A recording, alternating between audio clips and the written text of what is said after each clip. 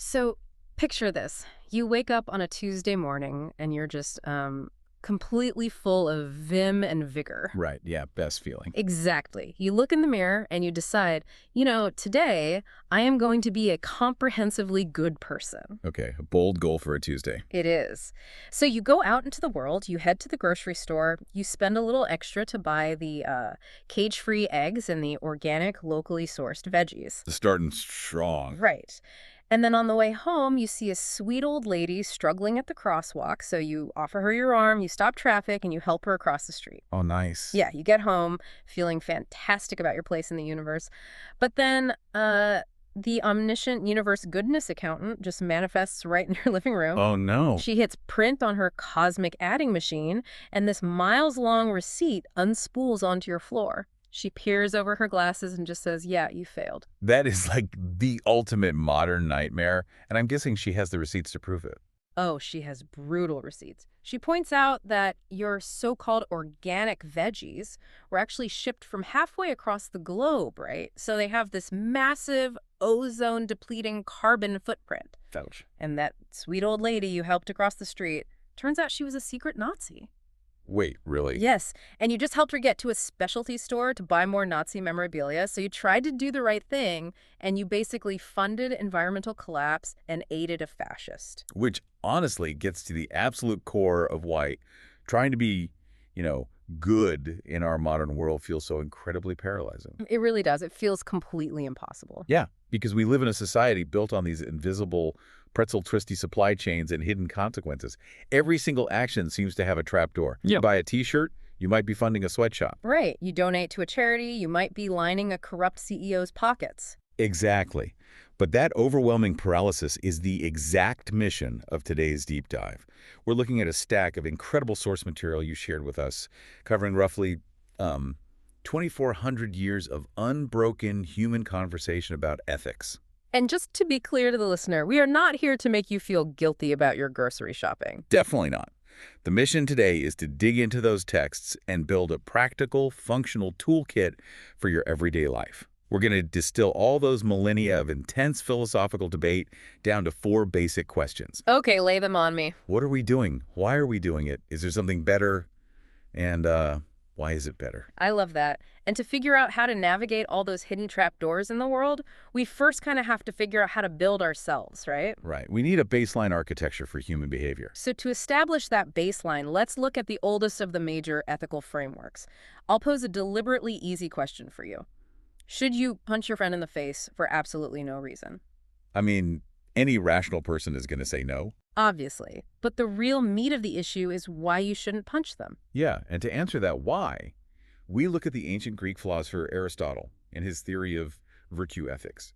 Aristotle completely bypasses the action itself. Wait, he ignores the punch. Pretty much. Yeah. Instead of asking if the punch is a bad action, he asks what makes a person good. His entire system is built around the ultimate goal of humanity, a concept he called eudaimonia. Which translates roughly to flourishing. Exactly, flourishing. And we have to be careful with that word. Flourishing makes it sound like a mood or, a sudden burst of joy, like a dopamine hit. Right, but Aristotle isn't talking about a temporary feeling. Eudaimonia is an objective, structural state of being. Yeah, think of it less like a fleeting emotion and more like a well-tended garden. A plant isn't happy when it has the right amount of sunlight and water. It's just structurally thriving. That's a perfect analogy. Yeah. It is fulfilling its ultimate purpose. Yep. So Aristotle is saying eudaimonia is that state of continuous thriving, but for a human soul. You are just completely nailing the condition of being a human. Okay, but how do you actually achieve that? Well, Aristotle says you need to acquire virtues. But virtues aren't binary. It's not like you just have them or you don't. A virtue is a quality held in the exact perfect proportion.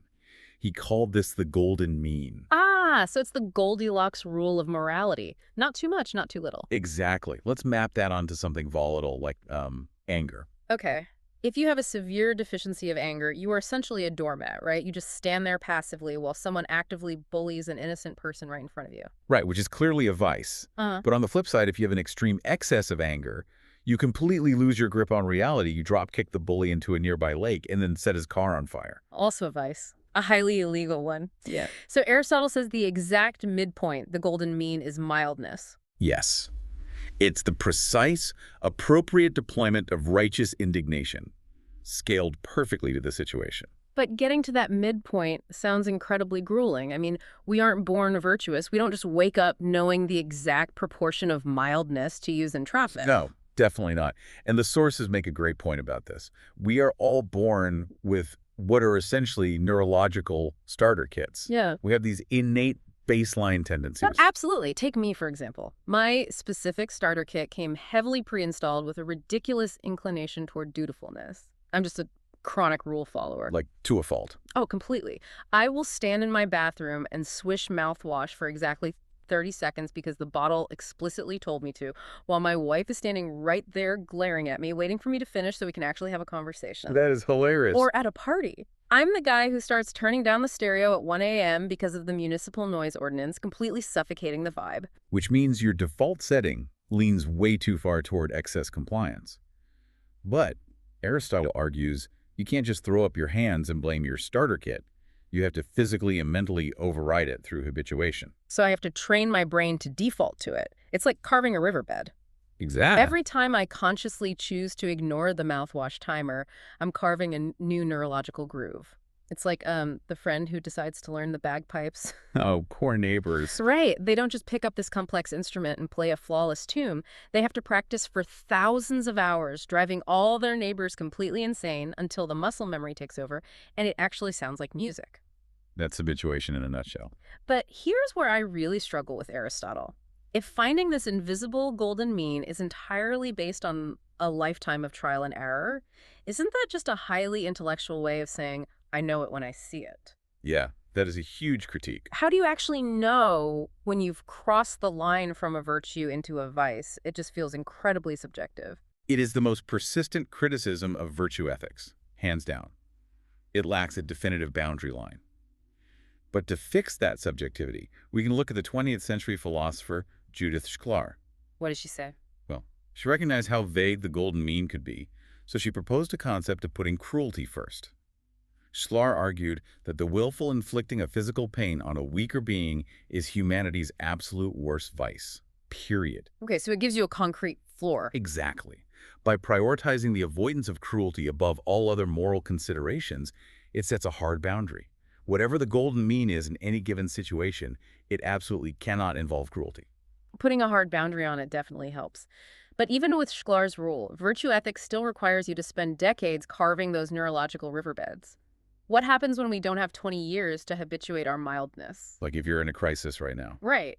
What if you are thrust into an emergency today and you just need to know the correct action to take? Well, if looking inward at your own character is too slow for a crisis, the logical pivot is to look outward. You stop worrying about the state of your soul, and you start measuring the actual physical results of your actions. Which brings us right to the door of consequentialism. Yep. Let's use the classic trolley problem. We all know the setup: pull the lever, save 5 workers, sacrifice 1. For the British philosophers Jeremy Bentham and John Stuart Mill, who championed utilitarianism, this isn't some hand-wringing moral dilemma. Not at all. For them, it is basic, indisputable arithmetic. 5 lives are greater than 1 life. You pull the lever. Boom. Done. Bentham was uncompromising about this. He believed the only metric that matters in the universe is the greatest happiness principle. Meaning what? The ultimate moral duty is to maximize pleasure and minimize pain for the greatest number of people. He was so incredibly literal about this that he even invented mathematical units of measurement for human feelings. Oh, I remember this. Hedons and dolars. Yes, hedons for units of pleasure and dolars for units of pain. And the man believed his own hype. The source material had this hilarious, kind of creepy detail.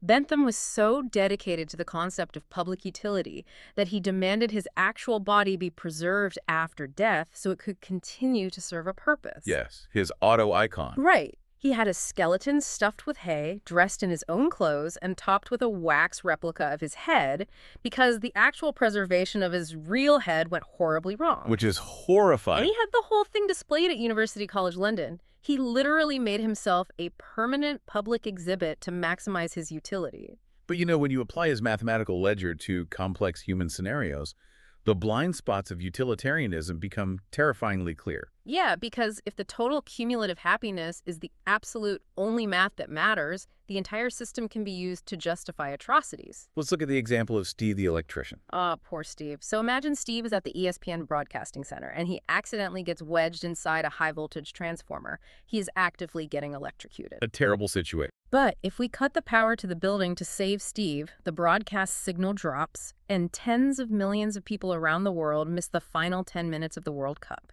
And according to Bentham's math, if 50 million people each experience $2 of sadness from missing the game, that's $100 million of pain. And the physical agony of one electrician getting zapped couldn't possibly equal $100 million. So utilitarianism basically says we just have to let Steve fry. The math demands it. Or take a more absurd angle. What about a sociopath who derives astronomical, off-the-charts hedons of pleasure from eating a terrible Hawaiian pizza?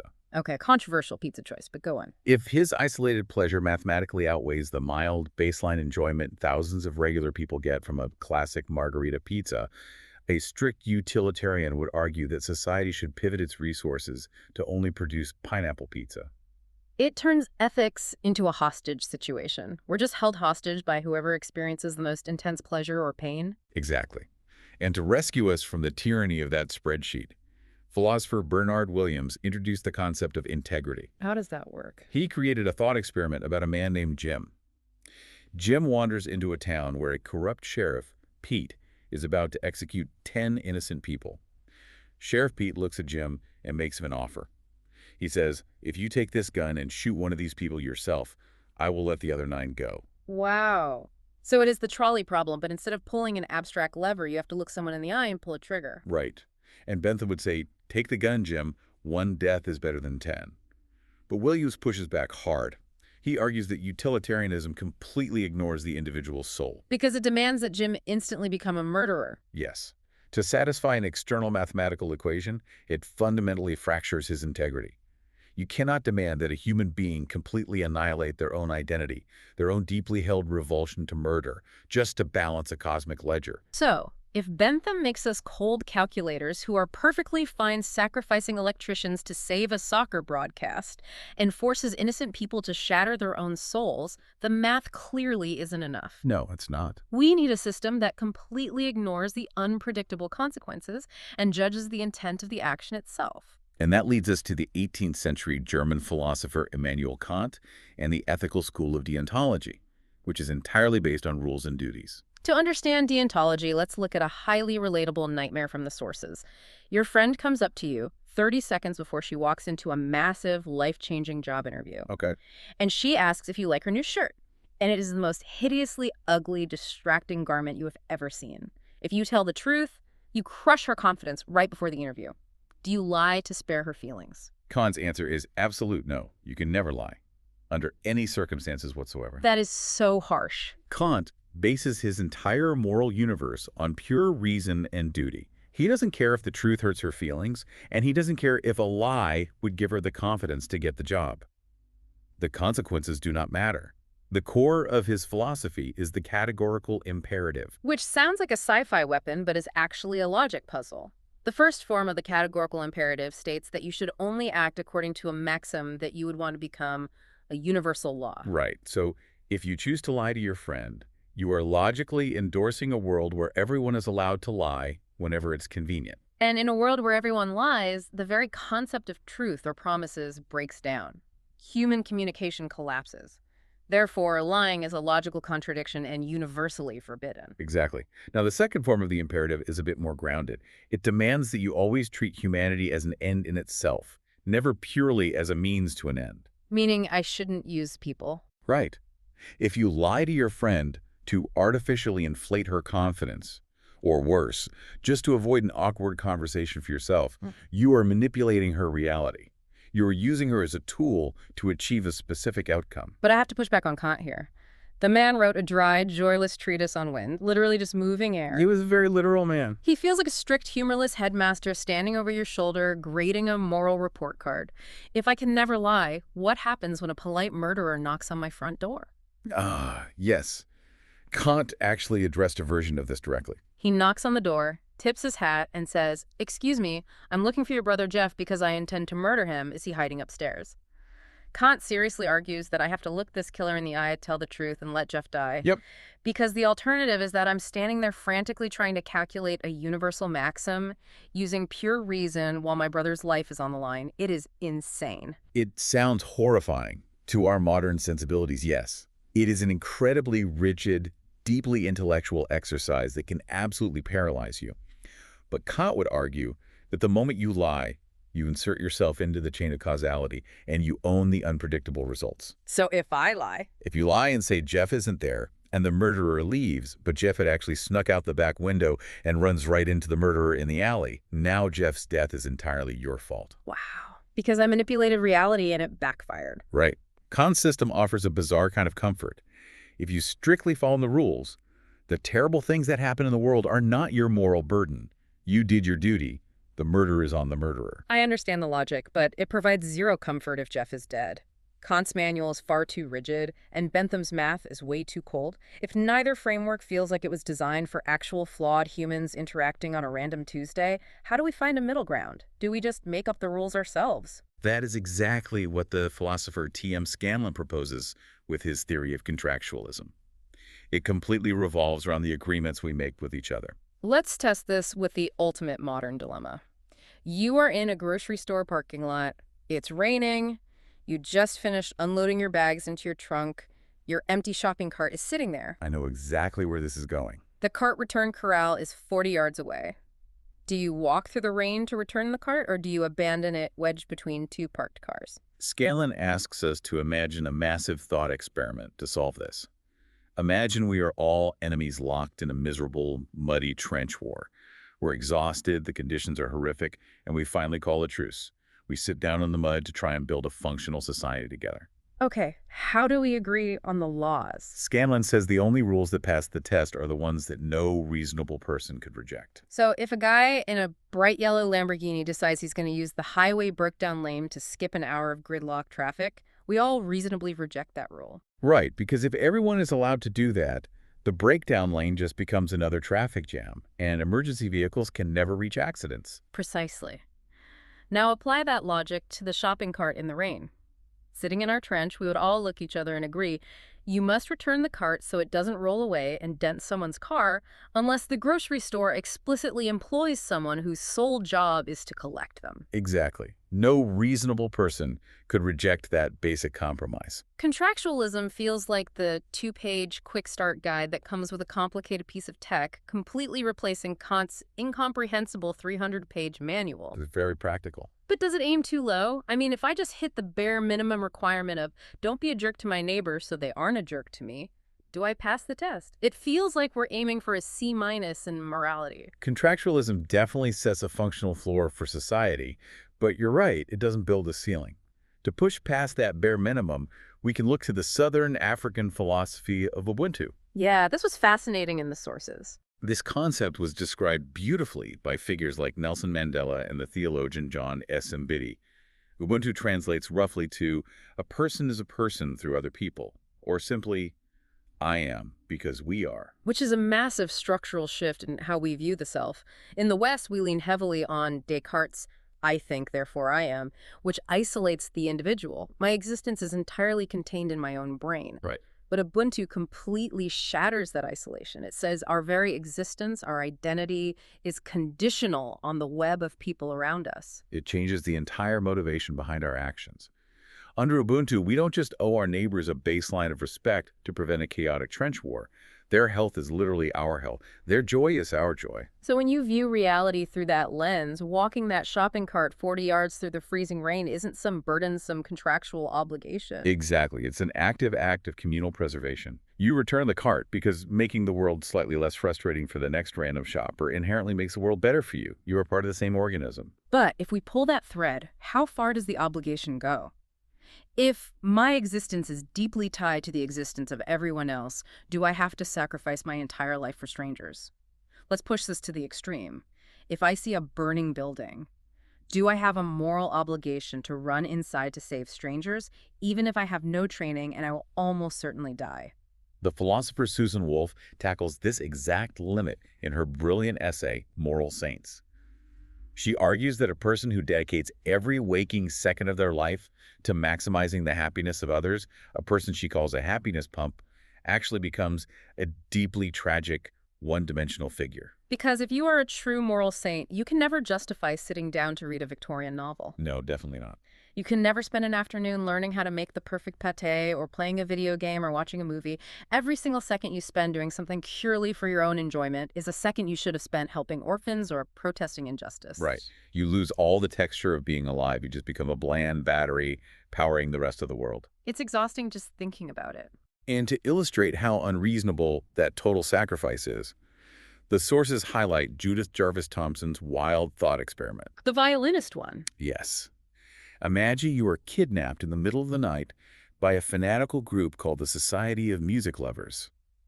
You wake up in a hospital bed, and you discover you have been medically hooked up to a world-famous violinist whose kidneys are failing. What a nightmare. The society tells you that because his music brings profound joy to millions of people, you are now morally obligated to stay plugged into him, filtering his blood with your own kidneys for the rest of your life. I would be absolutely furious. I'm ripping those IV tubes out immediately. And philosophically, you would be justified. Even Aristotle, with his virtue ethics, acknowledged that we need a little bit of vice, a little bit of selfishness to properly balance the seesaw of our lives. Yeah. Demanding total, unending self-sacrifice is an unreasonable ethical standard. Okay, so total martyrdom is off the table. But what about the motivation behind the smaller, everyday good deeds we actually manage to do? I have a confession. Okay, lay on me. When I go to my local coffee shop, I will purposely tip exactly 27 cents in loose change, but I will refuse to drop it in the jar until the barista turns around and actually looks at me. I want them to see me doing it. Am I a bad person for needing that gold star? That's very honest of you. The Buddhist monk Thich Nhat Hanh teaches that we should be entirely mindful, doing good simply for the sake of doing good without seeking credit. But what if a massive Hollywood mogul only donates $10 million to build a children's hospital purely out of spite, just to get his name on a building and crush a rival mogul's ego? Is the donation tainted? This tension is perfectly resolved by the American philosopher William James and his theory of pragmatism. James poses a famous thought experiment about a man trying to catch sight of a squirrel on a tree trunk. Okay. The man runs in a circle around the tree, but the squirrel keeps scurrying around the trunk at the exact same speed, keeping its belly facing the man the entire time. The philosophical debate is, did the man actually go around the squirrel? Well, it depends entirely on how you define the geometric concept of around. But James says, stop arguing about the definitions. Ask yourself, what is the practical difference? Pragmatism cuts straight through the endless intellectual debates about intent and definitions, and it focuses entirely on the fruit of the action. If a Hollywood mogul's massive, toxic ego trip results in $10 million actually buying MRI machines, curing sick children, and paying nurses, the pragmatist says the internal motivation simply doesn't matter. The good was physically manifested in the world. Yes. The practical difference is overwhelmingly positive. So we're allowed to be flawed. We don't have to be perfect, completely mindful saints every single second of the day. We just need to assess the situation in front of us and pull the right tool from the ethical toolbox. That is the ultimate takeaway from all these sources. Ethics isn't a single master key. It's a toolbox. Give me the quick rundown. If your goal is to shape your deep internal character over the course of decades, use Aristotle's virtue ethics. When you are looking at macro-level societal policies where thousands of lives are at stake, use utilitarianism to maximize the overall good.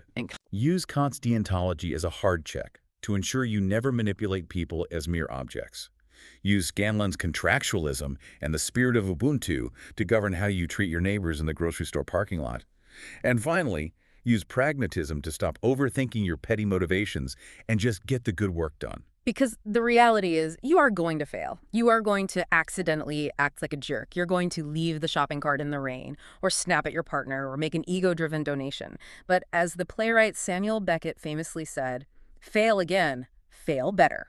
And I want to leave you with one final thought to chew on today. We spent this entire time dissecting individual moral choices.